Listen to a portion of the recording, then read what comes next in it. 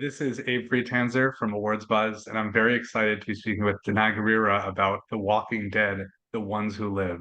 How are you today? I'm great. I'm great. How are you? Good, good. Did you have any sense what you were getting yourself in for in terms of the length of time you would get to play this character when you first started with season three of The Walking Dead? No, not at all. Not at all. I did not have any clue how it was going to go. So definitely had not foreseen this. No. What have you been most interested to explore about Michonne with all the time you have had to play her? I mean, I love that we've been able to find various different parts of her humanity. Like you can't really put her into a specific, simple a box. Like she started off very different way, and she really got to, we got to peel her like an onion. We got to we got to see her go through a lot of things. We got to learn more about her past at certain times, and we got to see her sort of have to open up and start to love and care for people again, and become a member of this family and this community, and then fall in love, and and become a mother. Like it was just a lot of journey, and then become a leader in the group. Like so it was just there was just a lot of journeying that I've gotten to do with her, and it's always interesting to be like, oh yeah, that's how she'd react. There's her response. Oh, that makes sense. That's her. You know what I mean? Like really finding her in these various situations, but really being able to really see the full colors of who she is.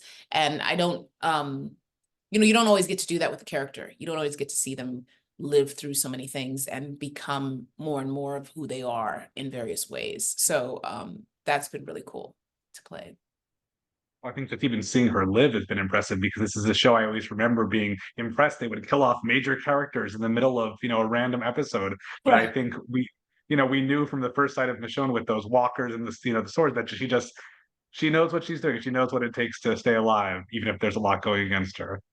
Yeah, I loved that about her from the beginning. I had to go to like pretty dark places to find her initially, because the sort of I loved how well that they had portrayed the horror of the world when I started to watch the show. I only started to watch the show when I got the audition because I'm like I avoid horror. But then when I was like watching it, I was like, oh my gosh, there's so much great, like powerful, like tender, like palpable humanity that they were touching into. And so I wanted, I knew she was coming from a dark place that caused her to be her own one woman army. Um, she brought that sort of, I've become my own type of survivor. And she didn't, unlike, we meet Rick learning how to deal with this new world. She's already figured it out, but with that comes a lot of darkness and a lot of pain. So I had to front load all that in. So I had to go to very dark places to find her initially. And yeah, and sort of bring in that I can do it all myself. And I kind of, I'm a little crazy, but ultimately she was a good crazy, ultimately. Well, as And she somebody who doesn't detects like, right and wrong. I liked how much she right, detected right and wrong, which you oh, could of see course. really well with how she chose Rick, and she rejected the governor. Like she was very clear about right and wrong. And could not be, just had a very powerful bullshit barometer, you know. Well, as Yeah. somebody who doesn't like watching horror, what is it like to film this kind of show and be part of it, in that process? Um what do you mean? Like if this is the kind of thing you don't like watching just because it's not, Oh, horror, oh, oh. etc. What is it like to actually film and create that? Does it feel Yeah. like that's what you're making or not really?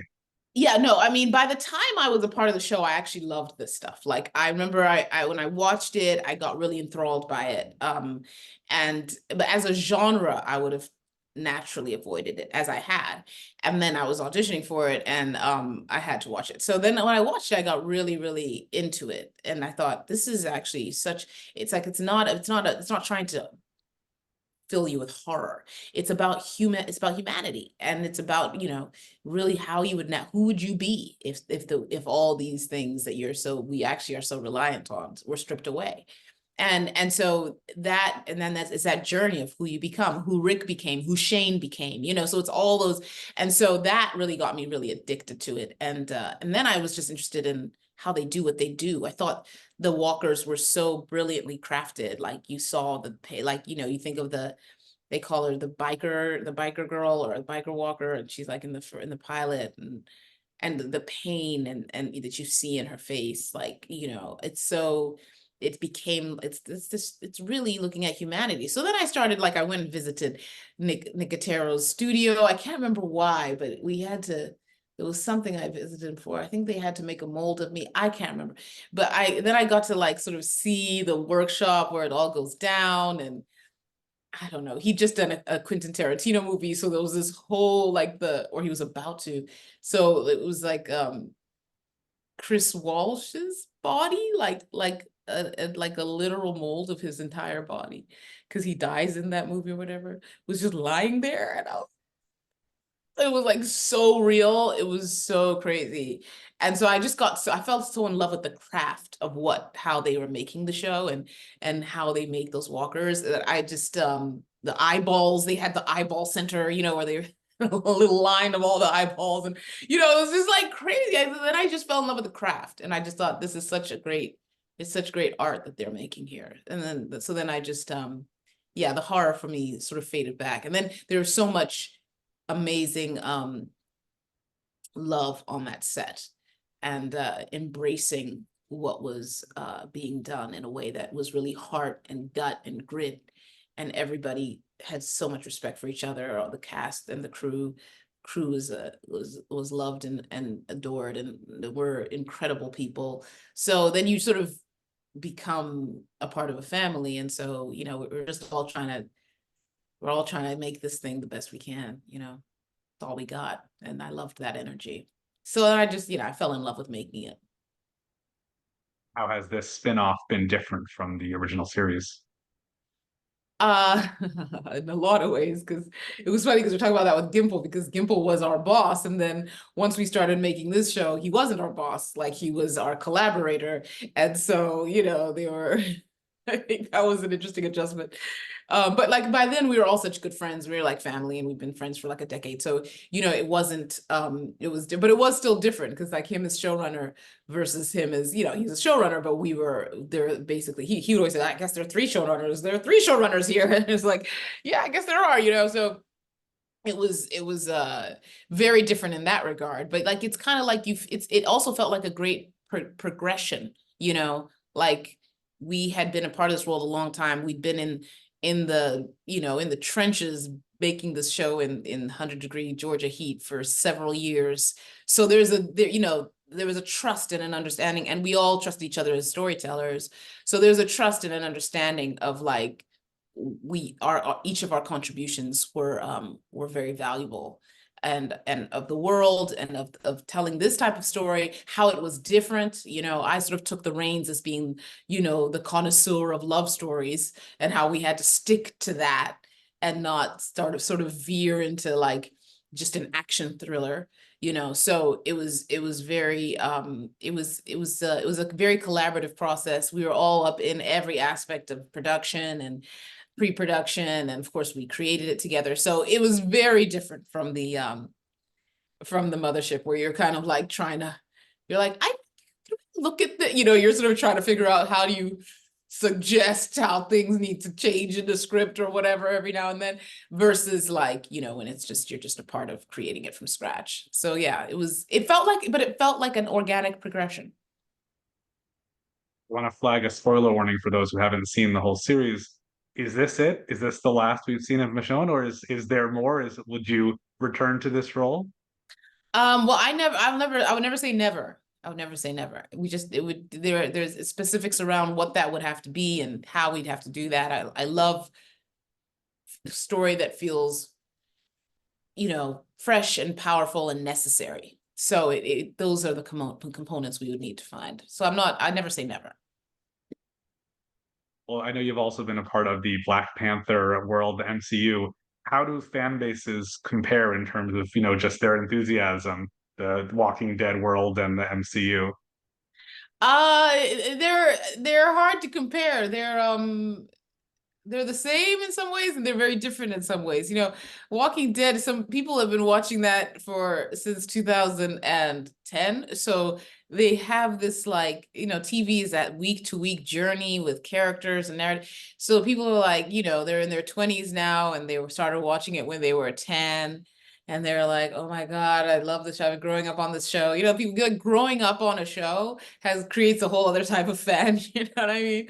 Which is great. And so like there's a lot of that sort of deep familial connection people have with The Walking Dead. But then Black Panther had its own type of phenomena in terms of like the connection it made with people. But there's something about how television sticks with you because the time that it journeys with you over several years. So I mean, there's a great gusto to the Walking Dead fan base. You have any projects coming up that you can talk about? None that I can talk about, though. But when I can, I will certainly let you know. Okay. Well, we love awards here at Awards Buzz. I'm curious if there is a show or a performance that you've seen recently that you feel is particularly awards worthy. Oh, yeah, good question. Um, um, a new one that hasn't been seen before. It doesn't have to be. Whatever's sticking with you. What's sticking with me right now is a show from the 80s, so it makes no sense for me to mention. That's okay. What is it? I started to rewatch LA Law on Hulu, How and does I it hold up? tell you, it holds up. I think we have to go back and reflect by watching that show. It does a lot of things that I just don't think are done quite the same anymore. I mean, Stephen Bochco was, he was the man, I think. So there's just a lot of great stuff in that show that I've been really enjoying. So yeah, I used to watch it as a little kid in Zimbabwe, and I was like, how does this hold up? And I was like, oh snap, this is kind of great. This is kind of great. He can take you to like the heights of hilarity and pain and real pathos in the same episode, and it feels so seamless. And it's character driven, but it's law. It's how a law show should work. Like, I mean, it's just like it's so good. So anyway, that's what I've been watching lately and just really going, I think we TV makers as a whole need to revisit this genre because it's great. But we have so many great TV shows right now. I mean, so many. I did watch Baby Reindeer as everyone did and thought that was quite a singular journey, which and original and very different and I think sadly based on true events. And yeah, that was also very, very compelling. Well, thank you so much for your time. If Walking Dead fans are craving more, go watch LA Law. It's not the same, but it'll show you something exciting.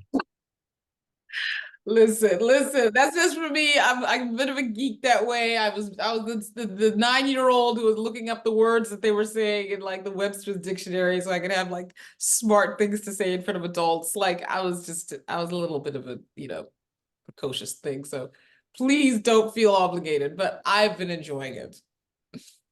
Awesome. Well, thank you so much for your time. Thank you. Nice to talk to you.